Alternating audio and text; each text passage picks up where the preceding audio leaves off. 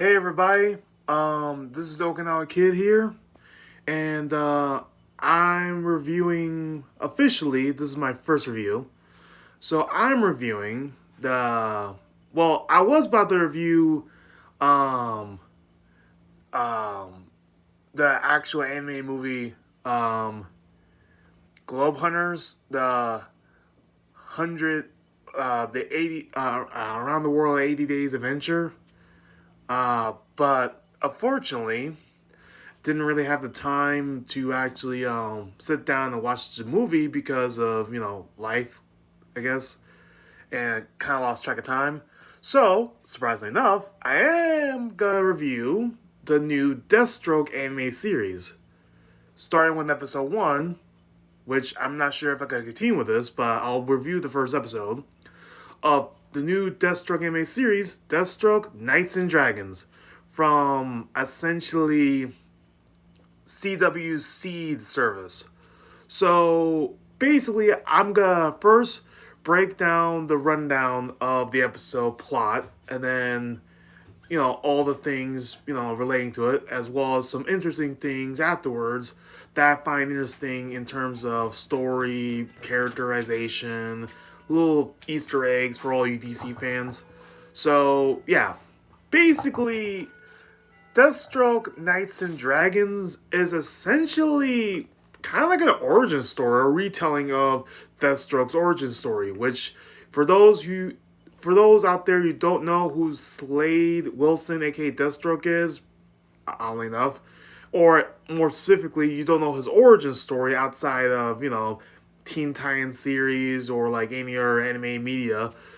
Slade Wilson was essentially a army soldier who basically was the top of his class. He's like this super patriotic Captain America like a super soldier.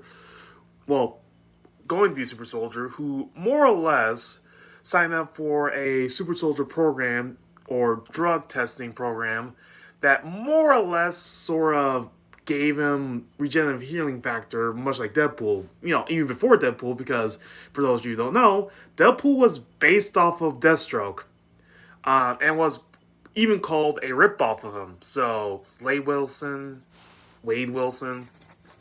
So yeah, that's sort of the thing on that. Sorry, my dog is trying to be curious, and she's a little bit too much of the screen time here.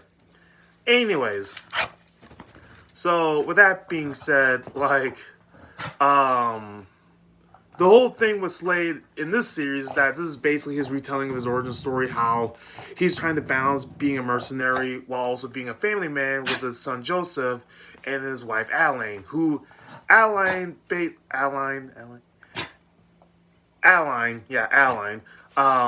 Her thing is that she was Slade's superior, but they got into a relationship, they fell in love, they got married, and well, she had a kid. And of course, while in a fictional country somewhere in South America, Slade was basically toppling dictators essentially. While why I keep messing up the name. Anyways, Aline was busy, tucking Joseph to bed when all of a sudden, the classic Deathstroke villain, yes, he has actual villains outside of the Teen Titans, Jackal sort of showed up and basically, much like in the comics, beat the crap out of Adeline and basically kidnapped Joseph.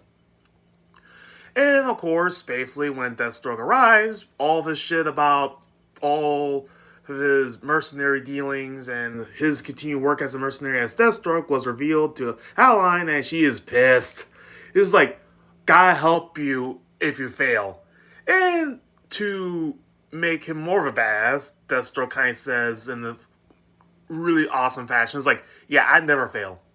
And of course, when he does show up in like Jackal's headquarters, which, by the way, for those of you who don't know, Jackal's an agent of the Hive, which is basically like Hydra in the DC universe, or a close facsimile to Hydra.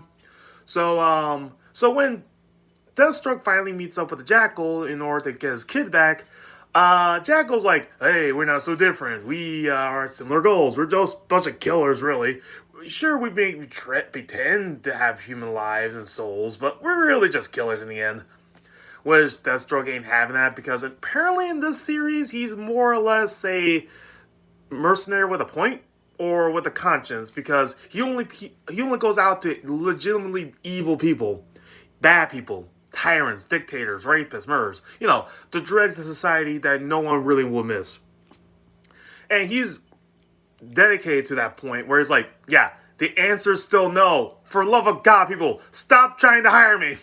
So Jackal's like, okay, consider my offer. I mean, I'm just gonna let Bronze Tiger convince you otherwise. And of course, Bronze Tiger and some other mercenary chick tries to kill him. And of course, like a badass, Deathstroke beats the crap out of Bronze Tiger, took his arm off, and of course, kills the other female mercenary in more or less gruesome fashion. And of course, much like in the comics, as soon as he's trying to decide this, tongue tied. As soon as he tries to save Joseph's life, Joseph didn't make it out in one piece. As in, he got his throat slit and lost his voice. Yeah, Father of the Year, people. And then 10 years later, after Adeline and Slade got divorced, and he was more or less missing out of Joseph's life for 10 years, while Joseph was on boarding school in Switzerland. Yeah, rich white people money, I guess. So, he more or less got contacted by the new Hive Queen, which I won't spoil the identity of the Hive Queen, because that's a major spoiler within the series, or in this case, the episode. But I will say it'll make it more poignant to a point where, Deathstroke, not the best father in general, so, great mercenary, but never the best father. So, with that being said, there's the whole point of him trying to get Joseph back and, trying to break into Hive and trying to actually bust them out and this stuff. And it's a really epic fight scene between Hive agents. And Lady Shiva and Bronze Tiger both make an appearance, with Bronze Tiger as more of a reappearance in the actual episode, as well as having a bunch of Easter eggs. Whose favorite you had to call, one of my actual, favorite parts about this series is that it incorporates everything about Deathstroke, from his, family ties to his friends, his few allies, and makes some great references to all the various mercenaries and assassins of the DC Universe. For example, Wintergreen. Wintergreen is basically Slade's Alfred in this case.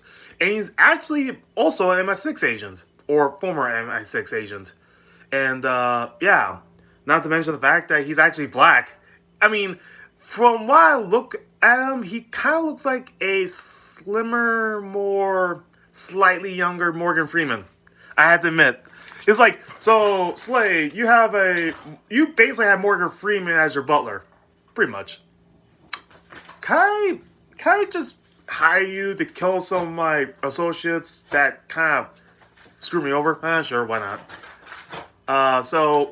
He's a cool, Wintergreen's awesome. He's also Joseph's godfather, so there's still that family dynamic that this whole series is playing off of. Sorry, my dog is hyperactive and don't know the meaning of screen time.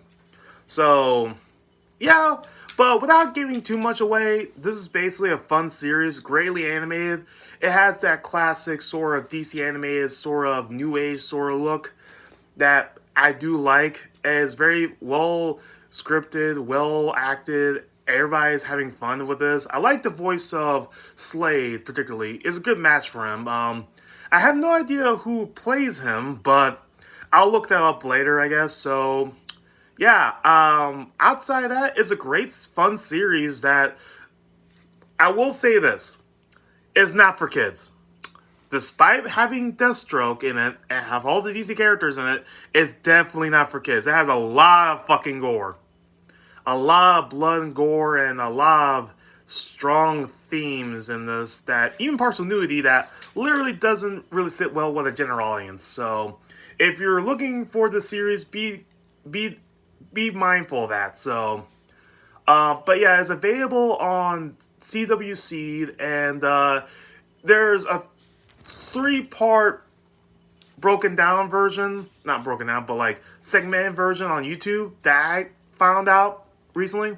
So that basically allowed me to review this because, it was on YouTube and, I guess I had to watch that and make a review of it. So yeah, that's my review of Deathstroke Knights and Dragons. And yeah, overall great show, and I highly recommend it. Definitely one of my favorite shows on DC Universe streaming service, right next to Harley Quinn and Doom Patrol. And Young Justice, of course. So, yep, this has been the Okinawa Kid, and this is me signing off, and hope you have a great day.